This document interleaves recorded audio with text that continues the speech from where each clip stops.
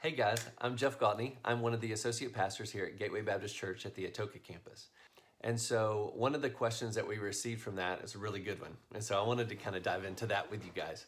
So this question says, as a married person, how do I handle and honor my parents when they have a strong opinion about how my spouse and I should handle a specific situation, whether that's a big decision, a big purchase, how we discipline our children, etc. So how do you handle that? How do you honor your parents and yet disagree? And so in order to answer that question effectively, I think we need to split that into two different parts. And so let's start with the first one. Let's assume that your parents are believers and that they love the Lord.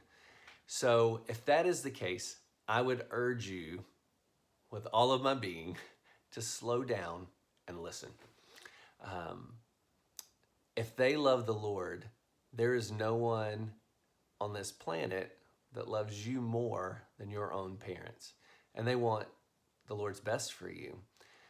So I would slow down and listen. There's wisdom there, there's experience there, and no one else is going to speak a more difficult truth into our lives than our parents. They're not going to tell us necessarily what we want to hear, but what we need to hear. So slow down and listen. By doing that, you're honoring them. Now, if they share their opinion and you are in disagreement with that, I would ask myself this question, and this is important.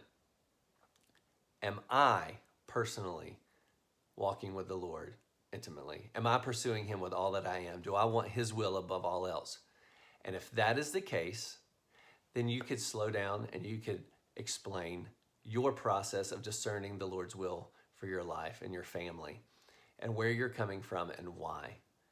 I think any parent, after being heard and then being able to listen how the Lord is moving in your life, they will support that, they will encourage that, and they will feel honored that not only have they been heard, but they've equipped their child to follow after the Lord first and foremost. And so I think that would be a great response. Now, if you're not walking with the Lord intimately, then I would start there. I would table any decision and I would go to the Lord and I would seek forgiveness from Him and repent, and I would spend time with Him, and then I would come back to the table with it with my spouse and then also with my parents and reevaluate some things there. The other side of that is, what if my parents are not believers and they don't love the Lord and they're not coming with a biblical perspective? How do I handle that then? I feel like, honestly, the answer is pretty similar. I would still sit down and listen to my parents.